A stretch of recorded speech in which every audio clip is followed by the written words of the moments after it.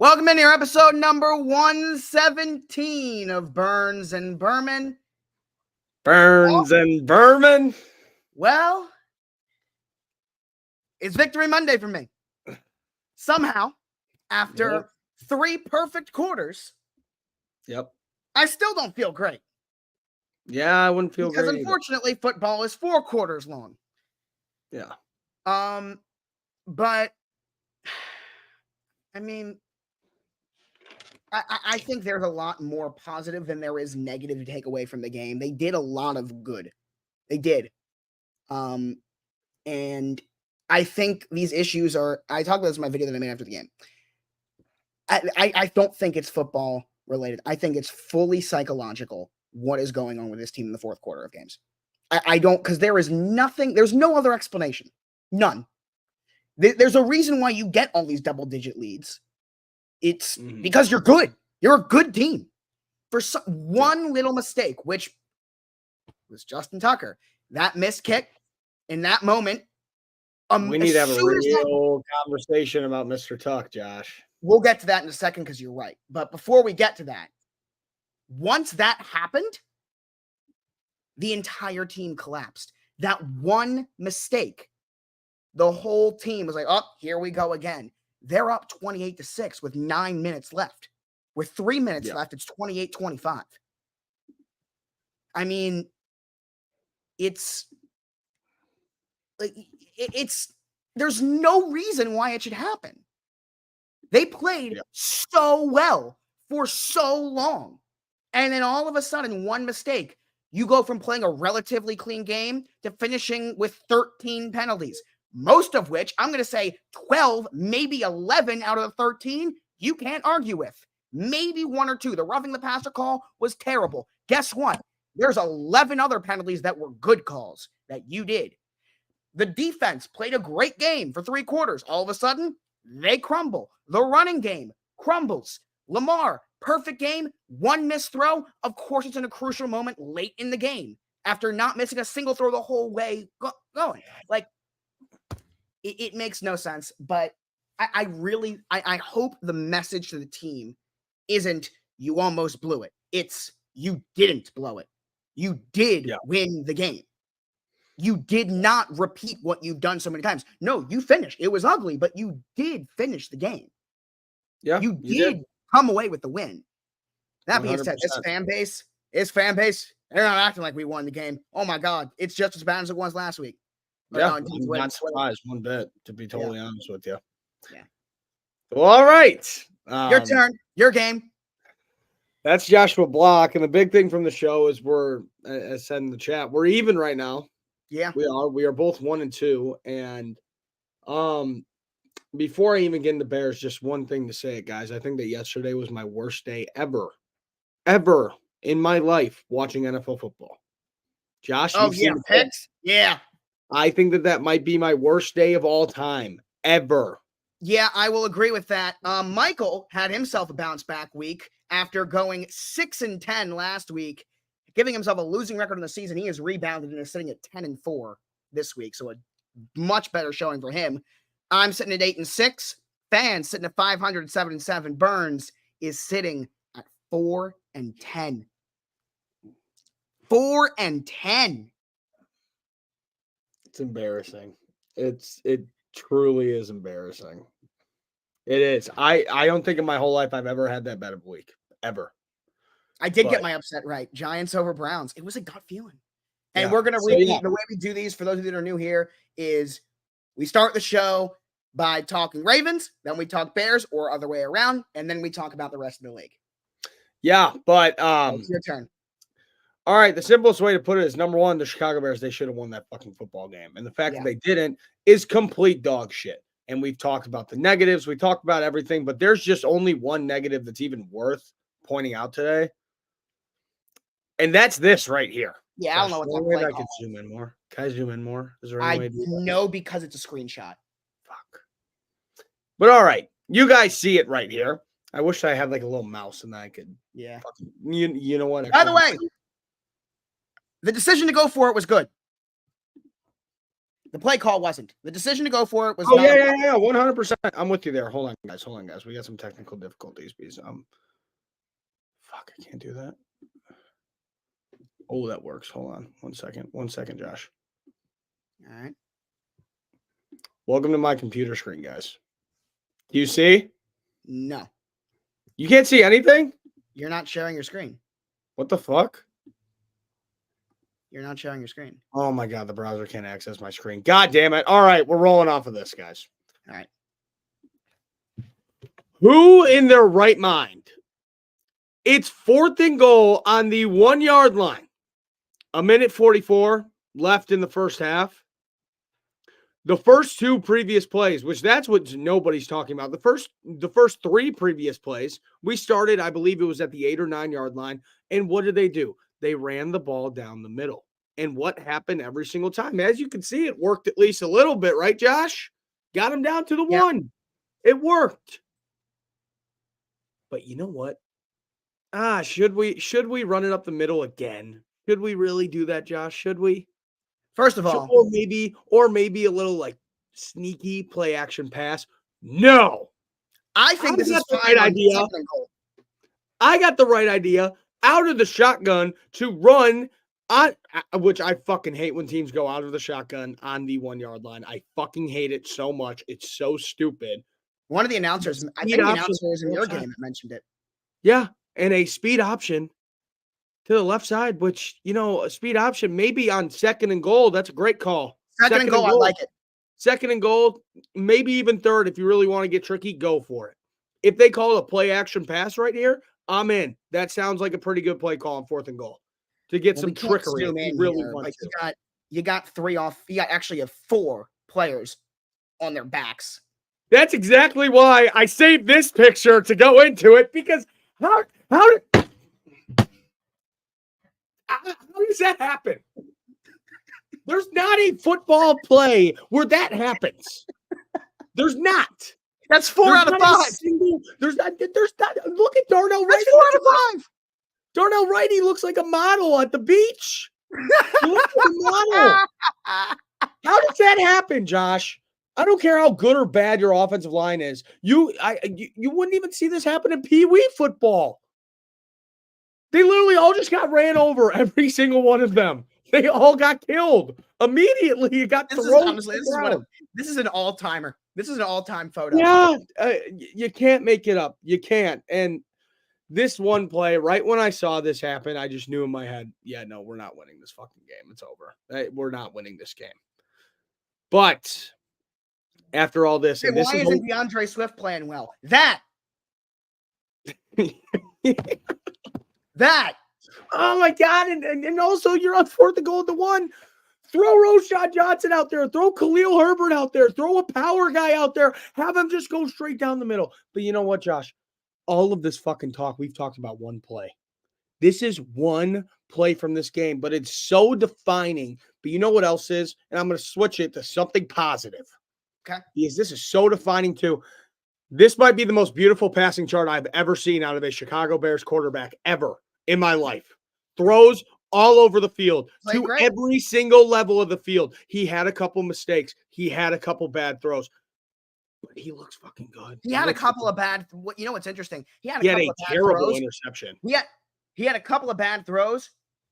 Only one of those was an interception. The other one was not on him. Yeah. The other pick was. Don't get fooled by those 2 picks. One was his fault. The other one was not. The other one, which sucked because he hit Rome right in the chest. Who had a great day yesterday, by the way. Yes, he did. Rome had a fantastic day. Should Caleb have thrown that ball when Rome was in the middle of like double coverage? I don't think so. Yeah. But he hit him right in the fucking chest right there. Yeah, he hit him. And it should have been PI as well. If you go back and watch it, the guy was on him like a blanket. It was bad. But look at that. It's not. That's not Chicago Bears football. That's not. That's how it's now because you can't run the ball. No, we can't. We cannot run. No, actually, Roschon Johnson, when he was out there, I mean, he was moving bodies a little bit. You know what number stands out to me more than anything else is that 52. 52 times. He didn't even believe it himself. If you saw the post game, tells you how little faith they have in their run game. Yeah. You because can't the Colts' run defense, as we talked about earlier in the week, has not been good. No. And they still couldn't run the football. No. They still couldn't, Josh, because that's the biggest part that sucks about this team, and that's breaking my heart so much, is there's so many good things to talk about. So many good things, but then there's just it's you flip the page and it's straight back to the bad. Like the run game, fucking miserable. The offensive line's miserable. The defense is so fun. They are so fun. They're awesome. They go out there and it doesn't matter if the Bears could be down by 40. That defense is playing with all their hearts on the line every single snap. And you could tell. You could tell. It's awesome. You know what this reminds me of? This reminds me. Now, it's different because you guys don't have 37-year-old or like 34-year-old Joe Flacco. But he was like 33, 34 at that point. But do you remember 2016, 2017? The Ravens had an elite defense. Yeah. Their offense was very suspect. And at the end of both of those seasons, they were sitting at 8-6, 8-7. They're fighting for a playoff spot in December. You have a chance, and you lose in December to miss the playoffs both years in a row. That's what I feel like is going to happen in Chicago. Okay, fuck you, number one. Number two, you're not very wrong. You don't have to say it like that. You're not very wrong, but I don't know what's going to happen now. They have the moments that make you say, "Oh, we're good." If we won this game, it just doesn't. It's not. If we won this game, I would have been so confident going back home against the Rams, which we'll get into the Rams. They played. What a comeback against yeah. You know what's the biggest fucking jinx in all football? Whenever they have that next gen stats pop up and it says their win percentage, like how much they should win. The 49ers were at a 94% chance to win. And I literally showed a 28-3, a guy in a 28-3 t-shirt during the Ravens game. Yeah. But we're sitting there and that pops up and I'm like, that's the biggest jinx in sports. What do you know? What do you know? That is worse than the announcer jinx when that graphic fucking pops up right there. But all right, let's move on to the other games. But just summarizing it up, I'm happy with the way that Caleb is progressing. He's getting better every single week. Better. Fun. The connections there with Roma Dunze, fun. Yeah. A lot to figure out. Still. You got to figure out how to run the ball. But okay. Not about the Ravens game, but I want to talk about this. It happened in the Ravens game, but it has nothing to do with the Ravens. Sure. I know football very well. I know the rules very well. Yeah. But there was a situation yesterday that we saw a loophole in the rule book where by the rules, the right call was made, nothing, no problem, anything like that. Everything was done correctly by the rules. The problem is the rule makes no sense, and I think it's going to get addressed in the offseason. Dak Prescott in the end zone was about to be sacked by Nnamdi Madubuike. Oh, okay. I didn't know where you were alluding with this. Okay. This is a safety. He's getting sacked in the end zone for safety. And at the last second, he throws the ball away. That is intentional grounding. That's an automatic safety. Holding in the end zone is an automatic safety. Intentional grounding in the end zone is an automatic safety. Instead, what happened was Tyler Smith, their guard, caught the ball and then got taken down. By the rules, that's not intentional grounding. That's illegal touching because he's obviously not allowed to catch the ball. Yeah. But because it was not, he did not catch it in the end zone. He caught it in like a 2 or 3 yard line. It's not an automatic safety. So committing a penalty, doing something that's against the rules, actually saved the Cowboys 2 points. Mm-hmm. And I'm going to go out on a limb and say that in the offseason, they're going to address it. They probably will. It's very interesting that and at the same time, it's such a rare thing. Sorry, I'm posting a video while I'm talking about this, but and the thing that I'm posting a video about, I want to talk about after this too. Yeah. But it is such a rare penalty that I really don't think it's going to get crazy amount of attention because the fact that it never happens. Like, dude, that was there's a reason why it's still in the rule book. It hasn't came up. That's the only reason why it's still there. That's the only reason why. This example hasn't ever happened. No. Which props to the guard and Dak Prescott. Tyler Smith, yeah. No, it was not Dak. It was Tyler Smith. Honestly, I think Tyler. I don't even think. Let's not pretend like he knew the rule. I think it's out of instinct. You see the ball coming. Dude. If an offensive lineman sees a ball come their way, like their eyes light up like it's the fourth. I will never ever. There are two plays I will never ever forget. It is Robert Hunt against the Ravens on Thursday Night Football doing that flip when he got flipped in the air on Thursday Night Football against us, and everyone's like, "That's the craziest thing of all time." The only problem was it was not even close to legal. He just saw the ball and just caught it out of the air and tried to score a touchdown for no good reason. And the other, why not? Why not? Yeah, the only issue is it's completely against the rules. Other than that, it was really cool. The other was in 2020. What was his name? Tyree Phillips, J.K. Dobbins or Gus or one of them fumbled the ball, and it was against Jacksonville. And Tyree Phillips picked up the ball, which is legal because it was a fumble. Picked up the ball, ran a dude over, and ran for like a 30-yard first down. A while back. Like, so yeah, the offensive lineman sees the ball, they're going to do it. But yeah, it will be addressed. It will be. It will be. Well, Josh, we've talked a lot about the Ravens today. I want to keep it in your division with the Pittsburgh Steelers. Okay. Yeah. Because one of the main talking points after this Chicago Bears Colts game has been obviously the Steelers starting quarterback and the Bears starting quarterback. They have 3 touchdowns. Huh? They have 3 offensive touchdowns. Yeah. I know. And that's why I'm talking about this, Josh, is look. Because somebody commented on my post saying Justin Fields better. That's it. Like probably like a 5-year-old kid, whatever, just says Justin Fields better, right? And all I had to say is this. It's not Justin Fields is better. It's that the Pittsburgh fucking Steelers are better. Yeah. That defense in Pittsburgh has let up 26 points this season. That's it. 26 points through 3 games. That's scary. That's ridiculous. They are playing a historic pace. Does Justin has the Steelers offense? And I'm rooting for the guy. I'm rooting for the Steelers. Sorry, Ryan. Sorry, Josh. I don't know why I called you Ryan. Where did you get that from? I don't know. Who do you know named Ryan? I actually got a few friends named Ryan. I don't know why I called you Ryan. But anyway. It is almost Justin Fields is just doing exactly what he has to do. Yeah. That's it. That's all he has to do is just put the Steelers play almost the perfect type of football. It's old school. It's dirty. I love it. It's not dirty. It's gritty. That's what I love. It's gritty football where the other team you just have to go out there and you put 14 points on the board. We'll win. That's what the defense could sit down and tell the offense. 14 points. We will win. And we'll give you good field position. Yeah. That's exactly what's happening. That's exactly what's happening. Now, the Steelers have the single weirdest schedule I have ever seen. Ever. Schedule. Yes, they do. So they start the year off. They played Atlanta, Denver, the Chargers. They then follow that up with the Colts. Then they have a tough game against the Cowboys. Then they have the Raiders.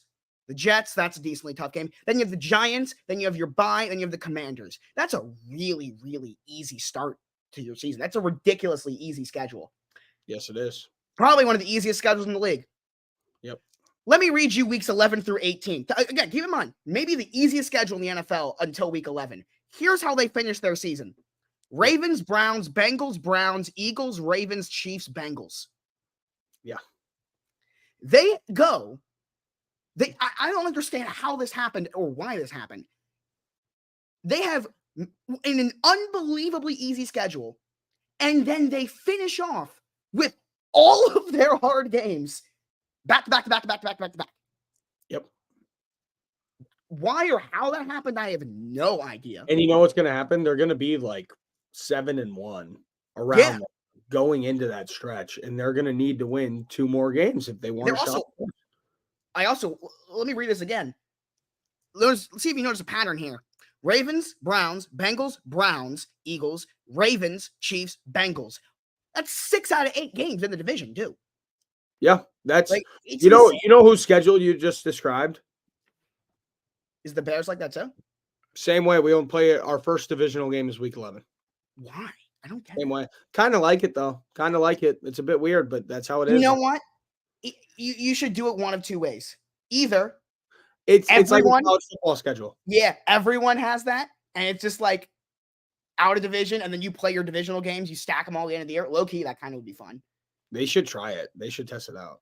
But 1 year, give us all out of division games, and then the last couple the weeks, last week of the season is all division games. the last 6 weeks, all divisional Yeah. games. The last week is always all division.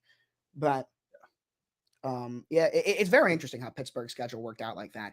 But yeah, I mean, he's not doing much. I'm not going to say he's playing poorly, but he's not playing. He's not playing poorly, well. but he's not doing much, man. Yeah, he's not. That being said, now keep in mind it is against the Falcons in Kirk's first game where he looked nothing the way he's looked in the last 2 weeks. The Broncos and the Chargers offenses, but they're off to a historic start defensively. Pittsburgh, I mean, like on 26 points in 3 games is ridiculous.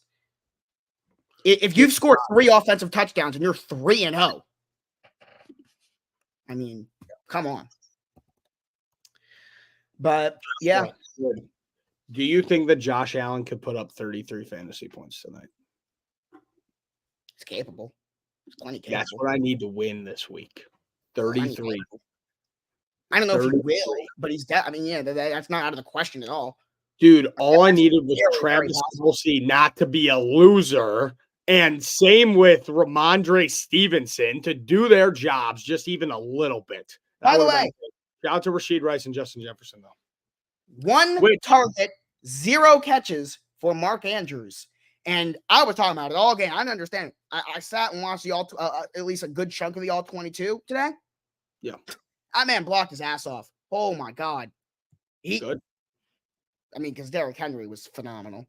150 yards for Derrick Henry on 25 carries, which, by the way, is the most carries any Raven has gotten in any game since Lamar's debut game in 2018. He had 26 carries. That's the only, which is a ridiculous number in its own right. But that's the last time someone had more carries than Derrick Henry had as a Raven. But I mean, Mark Andrews. Let me talk to the Mark Andrews fantasy owners, because I've gotten this question in my comments a lot, and I haven't gotten the chance to make a video on it. Because forget the Ravens. I know, like, from a fantasy standpoint, a lot of people have been wondering what is going on with him and why a guy who's been a top 3 to 5 tight end over the last 5 years all of a sudden is having a game where he's playing literally 33% of the snaps and has 1 target. Yeah. The first game, he was double teamed like crazy. The Chiefs made it a priority to double him, so he was just taken out of the game plan. Yeah. Week 2 was nothing special, but he had a decent day. He had like 50-something yards, 3-4 catches. It was nothing. I mean, it wasn't anything crazy, but he was involved. Yeah. Yesterday, I'm going to say the Ravens had a really run-heavy approach. I mean, again, 25 carries for your running back. So I think it's more game plan than him. But from a fantasy standpoint, should you give up on him? I won't say give up on him, but don't depend on him every week, because clearly the Ravens are winning or producing offensively, because they've only won once. But they've produced offensively in ways that he's not on the field. So from a fantasy standpoint, yeah, maybe look to trade him, but I don't know if I'd give up on him just yet, because it's game plan. One of these weeks, the game plan is going to be feed him the ball. He's going to have 8 catches for 90 yards and a touchdown. Yeah. So, yeah, I don't know. Mark. Yeah, Money he'll be okay. But let's get into. Let's talk. I'm trying to think. Oh my God! You know what we got to talk about? The most shocking and also least surprising game of all time: the Panthers and the Raiders. Red Rocket. This was both so shocking and not surprising, even a little bit at the same time, at least for me. Red Rocket. You know it's the Red Rifle, right? No, Red Rocket's more fun. Come on. I've never. I mean, it's neither way. Red Rocket. I like the Red Rocket. He's the Red Rocket, Josh. This was like, of course, it was shocking because they've been so bad. Yeah. But I don't know about you. I so saw this coming.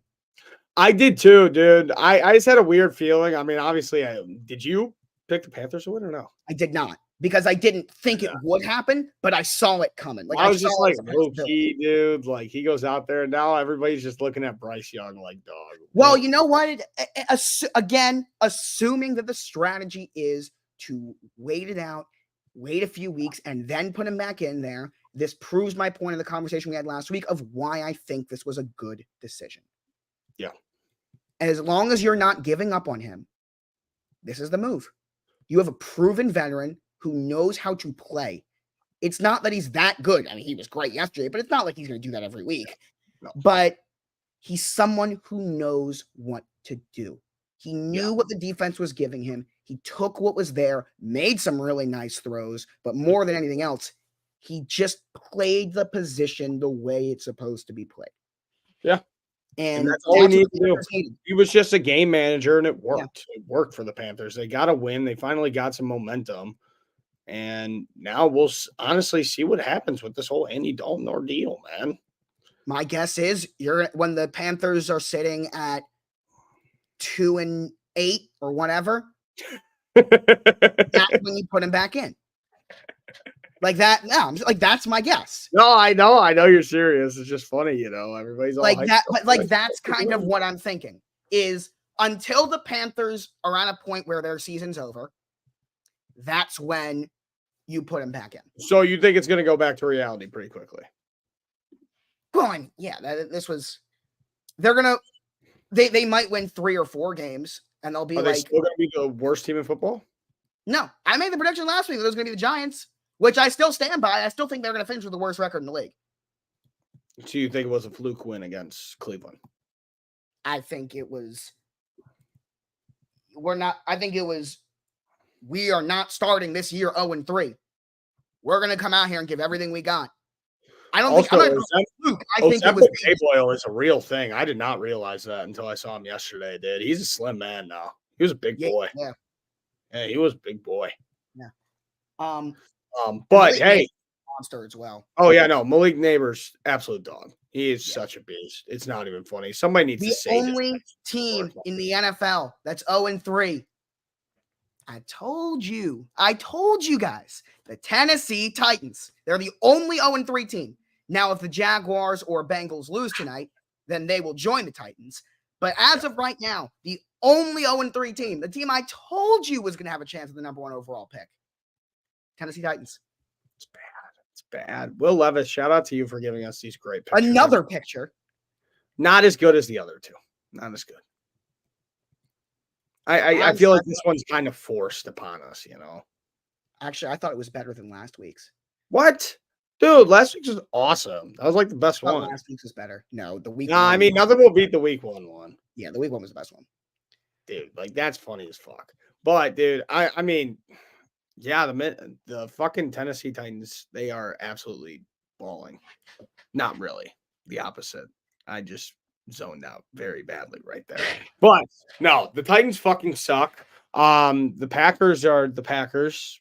It's really all you can really say. They're Packers. No, I got a segue actually here because there are 2 head coaches that need to be talked about. I know who both of them are, I think. You do. You got Andy Reid, you got Kyle Shanahan, and Sean McVay. All right? Those are your big 3. And then you kind of got a tier right below it. And there are 2 guys. And there are 2 guys who are firmly in that tier, and that is Matt LaFleur and Kevin O'Connell. God damn it. Dude, how the fuck does that happen? How does both of them need to be talked about as top 5 to 7 head coaches in the NFL. By the way, Dan Campbell is also in that conversation. But how does it happen? How does it happen, dude? How does it happen? And we fucking sit here, and you know what? I like Matt Eberflus because he's a pretty yuppie, fun guy. That's what he is. Yeah. He's a pretty funny dude. You know, he's got good energy, good charisma to him. We could have had fucking Jim Harbaugh.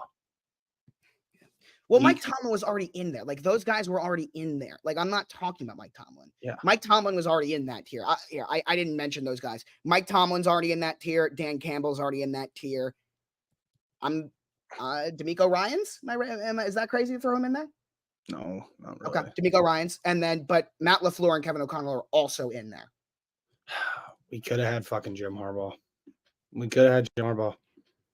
That's the shittiest part about all of it. But yeah, this Vikings team, they should not be this good. They should not look like their defense looks amazing. A Super Bowl contender.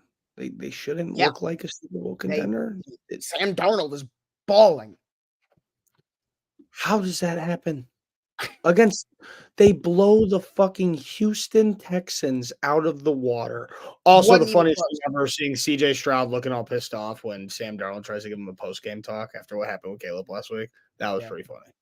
Yeah. Life hits you fast, Joshua. Yeah.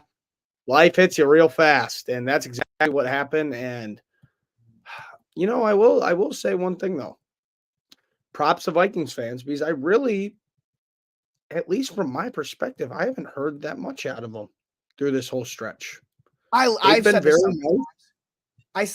I say this all the time whenever I get the opportunity. I love Vikings fans.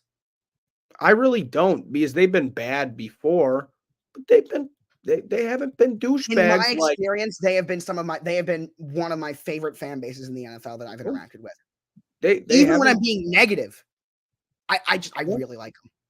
Yeah. Well, I mean, that's also just Midwest nice right there.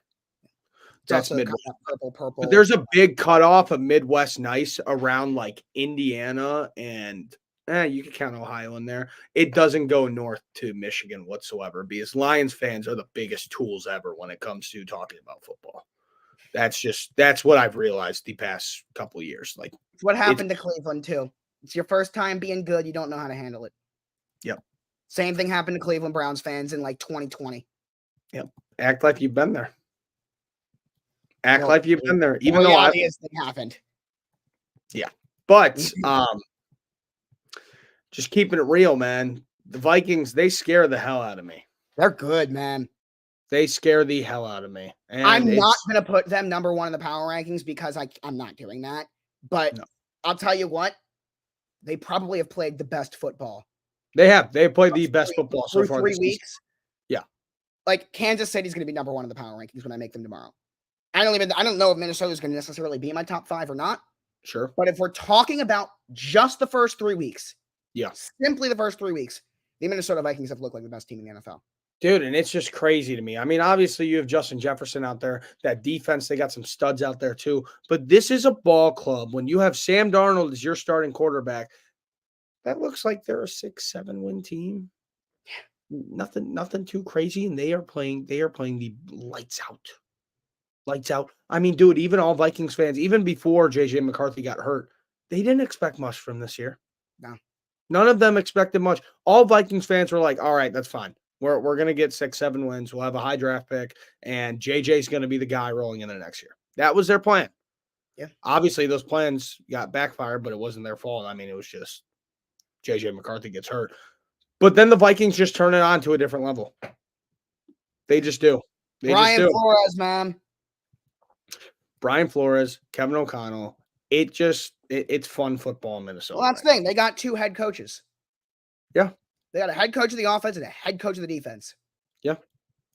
I understand that he's not the head coach, and I'm not but no, I mean, having 2 guys who are legitimate head coaches.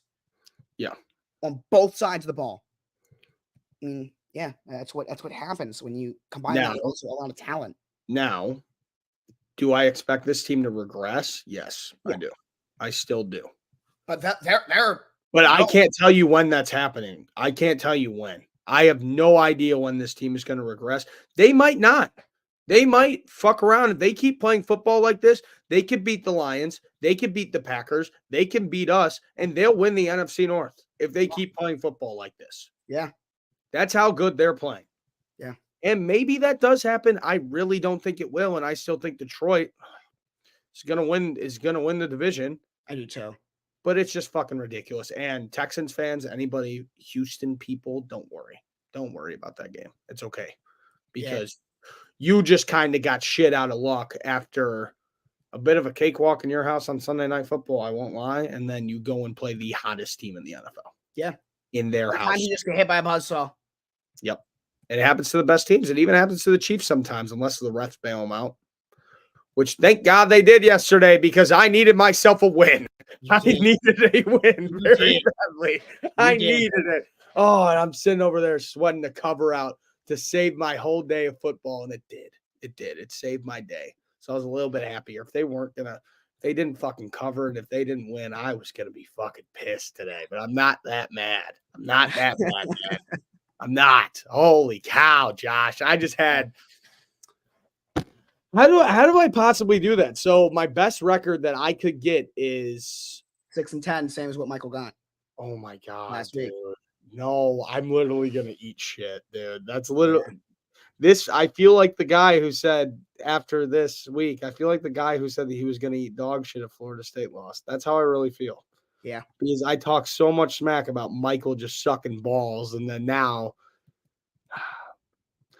like the CJ Stroud situation, guys, life hits you real fast sometimes. You gotta be prepared for it. And that's exactly where I am. God, we're already at 30 minutes. We have to pick 2 games tonight. Jesus. Yeah. But that did pretty well. Nothing crazy, but did pretty well. And it's something about Kansas City here is they're not far off from being an 0-3 football team right now, but instead they're 3-0. And that's the difference between them and everybody else. They always win those games. Yep. That's the thing. This team, Josh, I have a big question for you. Yeah.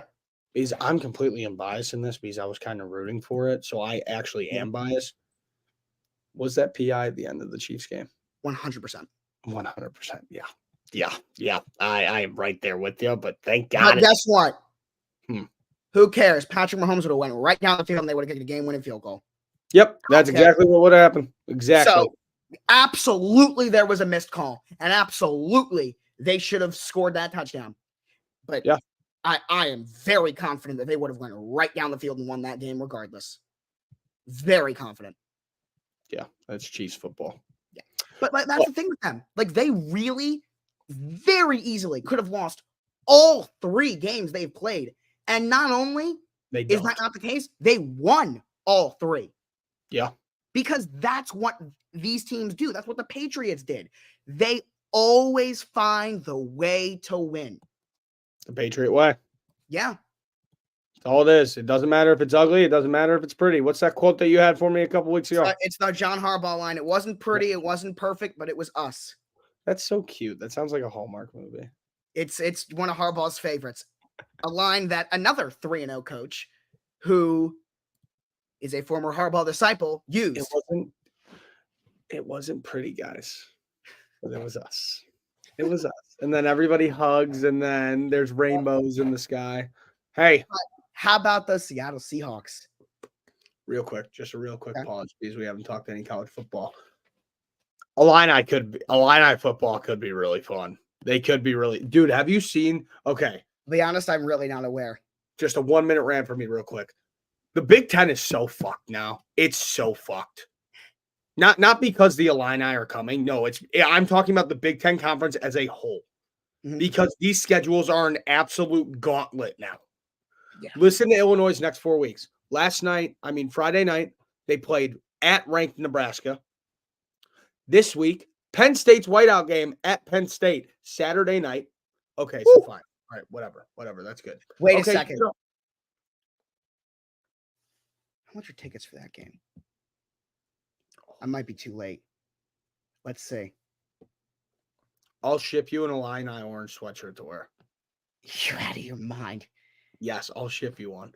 Dude, that would be great content. You just be like, I'm going to the whiteout and I'm wearing orange. Let's see what happens. And I love these street interviews. I was talking about it where it is their it's not their official whiteout game, but they're saying whiteout energy, and it's a Saturday night game versus ranked Illinois. It's against who? It's against Washington. All right, what game? Then that's the game I want to go to. When is that? November 9th. It's right before my birthday. My birthday's the 13th. Oh, Joshy. Shut up. Okay, back to what I was saying. So the Illini last week ranked Nebraska. This week ranked Penn State. Then they have a game against Purdue. Woohoo! $200. Yeah, that's expensive. Then they play ranked Michigan at home. And to wrap up that whole stretch, you go on the road to play number 9 Oregon. That is fucked. That shouldn't be legal. That shouldn't be legal. But it's way more fun and it's way better for college football because there's so many big games. But it's so fucked. And also, Illinois State Redbirds fucking holding it down right now. 3-1 Birds. Only loss was to the Iowa Hawkeyes. And they are currently ranked. The new rankings haven't come out yet, but they should be 15th in the FCS. Big game Saturday against North Dakota State at home. I won't be there, though. It's homecoming weekend. Come on now.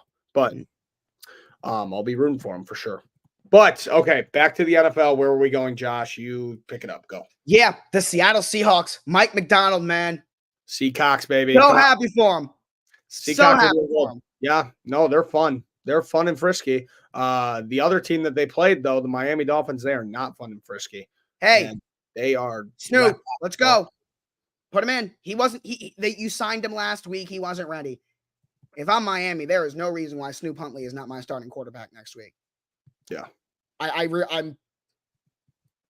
All right, yeah. someone who they haven't led in a game all season. Like they have not held a lead in a single one of their games all year. Well, they're 1-2, so they. No, they did. The Dolphins are 1-2. Wait, week 1, Jacksonville. They won on a last-second field goal, right? Yeah, they did. Oh, you're right. They haven't led in a single game this year. That's why. Okay. I was about to say, yeah, no, that makes sense. They haven't led in a single game all year. Wow. That's crazy to think about. That's crazy. We already talked about them. You can go back on YouTube and listen to this. Yes. Steelers are fun. Frisky. Good defense. Good times. But, okay. Oh, my God. You know what we haven't talked about? Let me guess if you're about to take it to Tampa Bay. Yeah. But you're not talking about Tampa Bay. You're talking about the other side. Yeah. Is Bo Nix Himmy? Noted Bo Nix hater and someone who does not think he's good. Still doesn't think he's good. That man balled the fuck out yesterday. He might be Himmy, dude. That was a cool game. Impressive. That was a cool game. And you know what? This was another game that it's like, you know how you had that feeling about the Giants game? When it came around on Sunday, I felt the same fucking way that this is such a trap. It's such a trap, and it was. I was 2-0 on lock of the week. This was my most confident lock of the week so far, and of course, it's the one I got wrong. Yep, that's the way it goes, Josh. I'll be honest with you, I did not have that feeling at all. I had a pretty big feeling about this one. I don't know why. I just did. And I didn't put my money where my mouth is because I'm not betting a cent on the Broncos, I think, all year. So unless, dude, what if Sean Payton gets them turned around? You know how crazy that'll be? Like right now, they just start. They did it last year. They did. They had 70 hung on them in week 2 last year, and then finished the year with what, 6 or 7 wins. Yeah. So you like Sean Payton or no? I think he's very overrated, but not a bad coach. Okay, that's respectable. I don't think he's a bad coach, but I think he's incredibly overrated. I just feel like he kind of gives off kind of douchebag vibes a little bit. I don't know. I just feel like over the years and everything. We've talked about that before. We have talked about it. Not very demure of him, right, Josh? That's a pull. Yeah.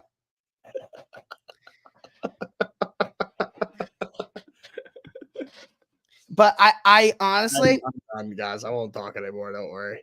I think it was a lot of more of Drew Brees than it was him. True. At his peak. I don't think the guy's a bad coach, but I do not think he's as good as a lot of people do. Yeah. No, he's not the like when Broncos first got him, dude, they were acting like Bill Belichick was walking in. They traded the first round pick for him. Yeah, no, they were acting like Bill Belichick was walking in the building, and that wasn't the case. Yeah. But I also want to talk about the team that you guys played, the Dallas Cowboys. I love fucking boys to death, but dude, erase the fourth quarter, and this team fucking sucks. And they have a very obvious and significant weakness, and it is that run defense.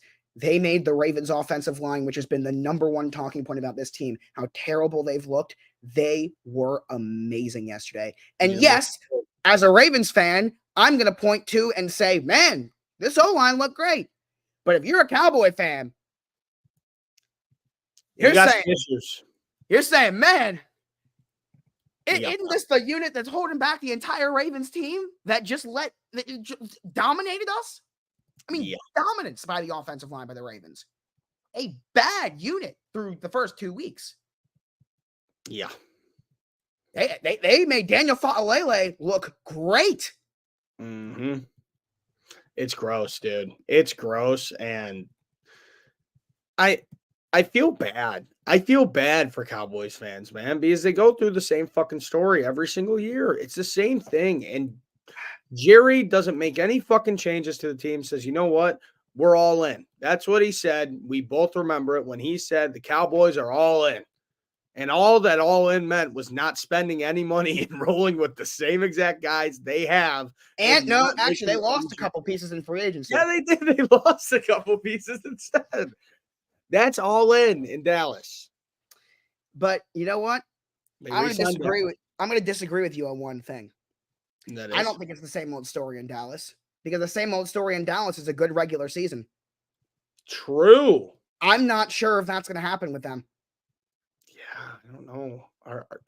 You see, the good part for them, the good part for the Dallas Cowboys is that they are in the NFC. And the NFC is very weird. It's still weird right now. Like a lot of these teams who you thought were going to be contenders don't look like contenders. And a lot of teams who you thought you weren't contenders, they look like fucking contenders. Like, for example, the Minnesota Vikings. Yeah. And it's going to stay that way. Yeah, the New Orleans Saints. It's going to stay that way till the end of the season, which we do got to talk about them as well. Are you still a believer?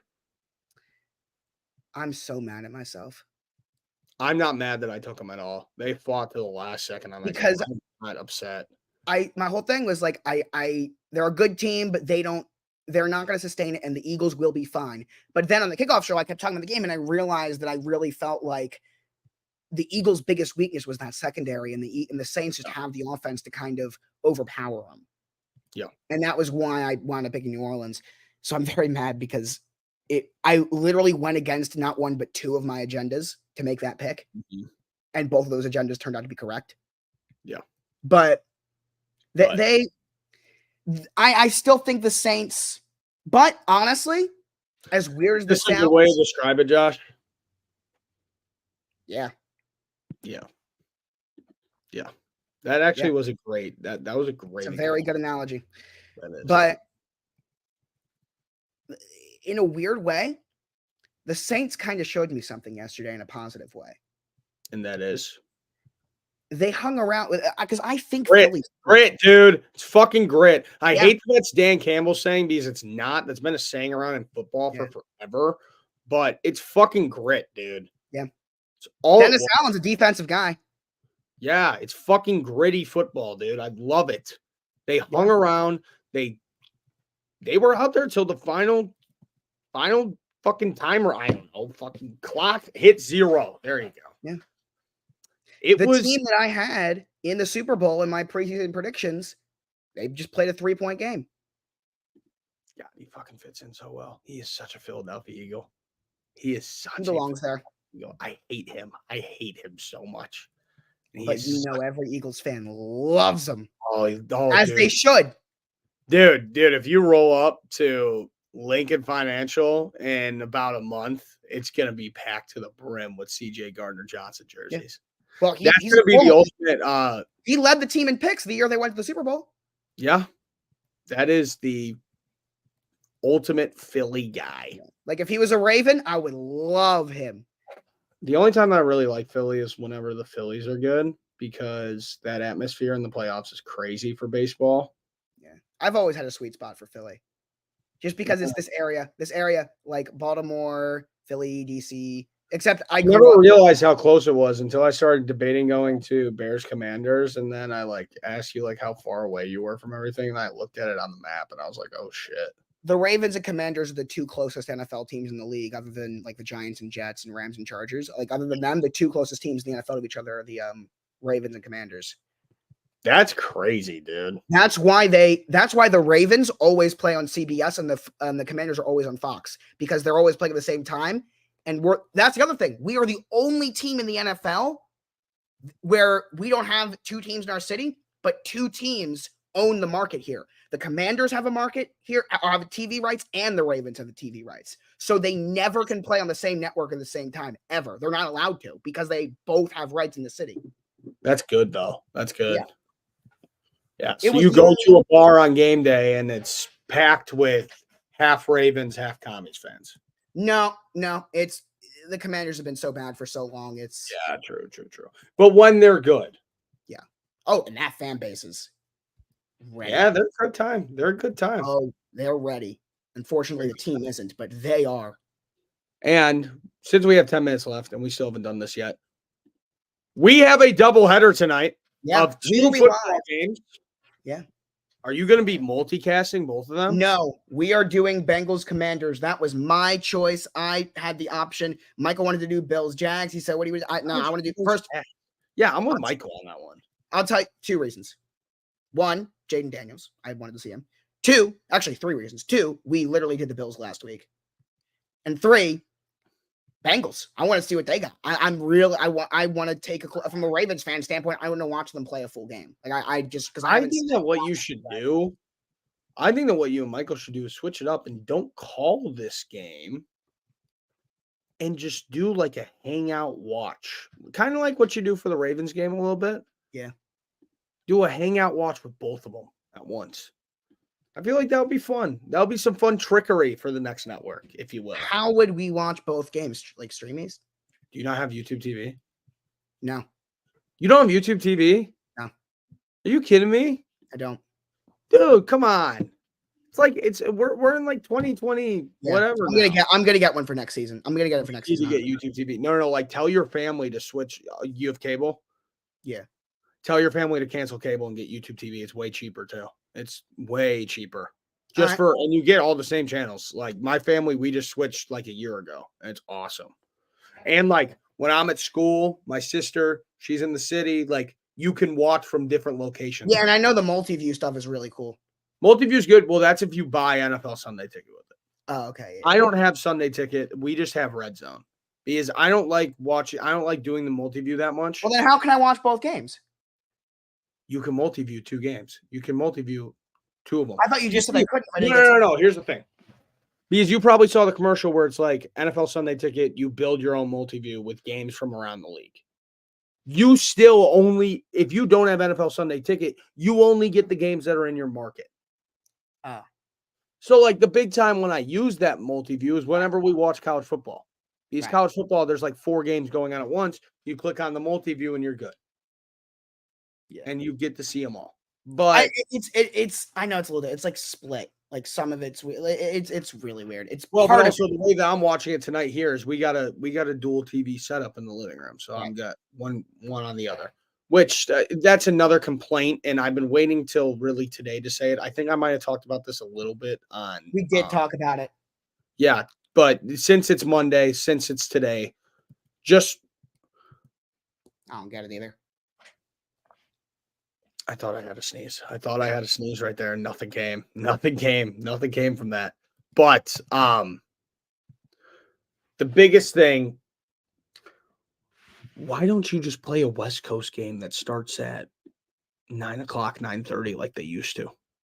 Why is it 2 at the same time? That just doesn't make any sense. Do you guys agree with me on this? Yeah. Why is it one game at 6:30? Because I'll play devil's advocate. I don't agree with this, but the reasoning is it'll end at like 1 a.m. It will end at like 1 a.m., but it's better than having two games doing a weird overlap. At least what they should do, and they do this sometimes, especially during playoffs and shit, is that they won't start a football game until another game ends or it's at a certain point, right? Yeah. They should start the second game right when the first one hits halftime. Okay. I feel like that's pretty fair. I agree with this. No. For the away games? No. Why not? I get too angry. That's just no, I can't do it. I actually do have one coming up though for the London game. I am doing one for the London game, and I'm doing one for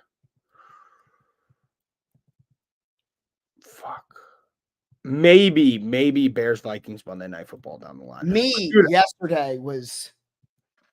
But dude, I just can't do it. I can't do it. I like to be in a calm environment, and I like to pump out videos during the games instead. That's the other big thing. I like to pump out videos. So, like, yeah, I could have one going on my laptop and everything, but also that's just so awkward while I'm live filming a video like that. Dude, I'm just like, I don't know. I just like to watch the games by myself, see what I see, film a video, and then, yeah, that's what I usually do. Yeah. You know, Makes sense. probably will be that way for a while. Because also I like to enjoy myself during the games, especially if I'm at the games too. I like to enjoy myself. And I don't know if I can go live. Yes, this was the fourth quarter. That is awesome. This was the fourth quarter. How bad were you? Like that picture, is that just described the whole vibe? Yeah. Shay, shout out. We had, as you would expect, a massive amount of viewers in the fourth quarter yesterday. What about how many more versus the beginning of the game? No, we spiked in the beginning when they were rolling. We went way up. Then then the beginning of the fourth quarter, we had like 150. Like we had like, because of the whole first half, we had consistent, just like 300-ish viewers the entire first half, pretty much. A little more, a little less. Once the game kind of got out of hand, we lost viewers.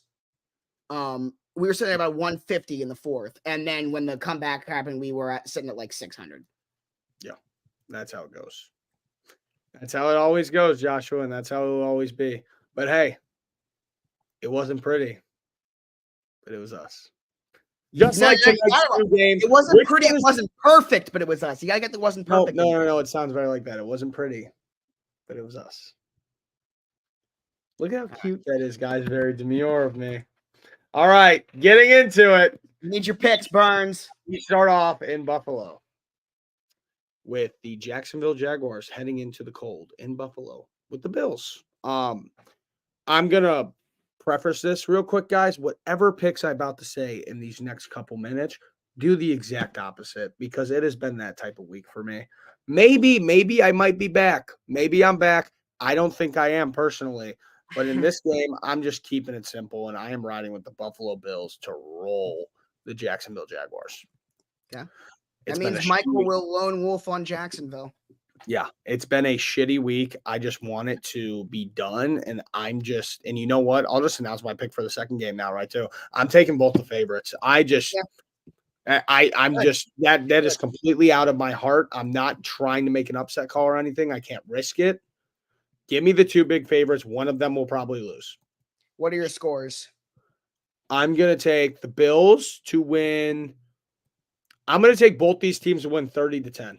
Both of them. Both games. Both games, they both win 30-10.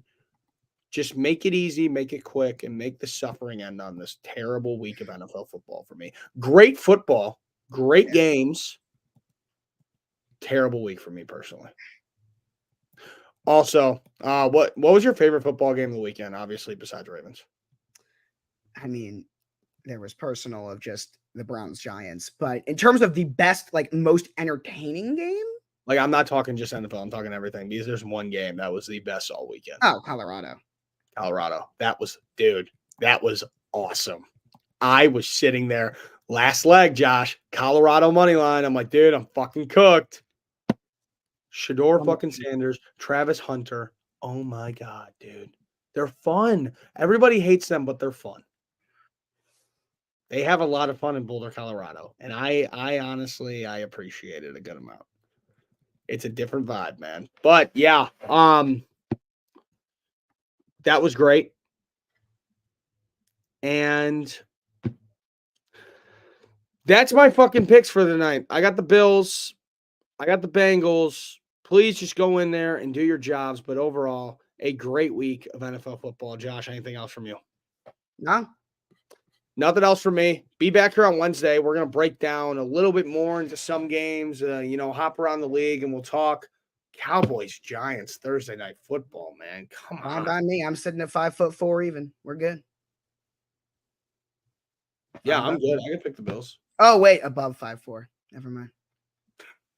Wow. Sucks. Too bad. Sorry, Bills Mafia.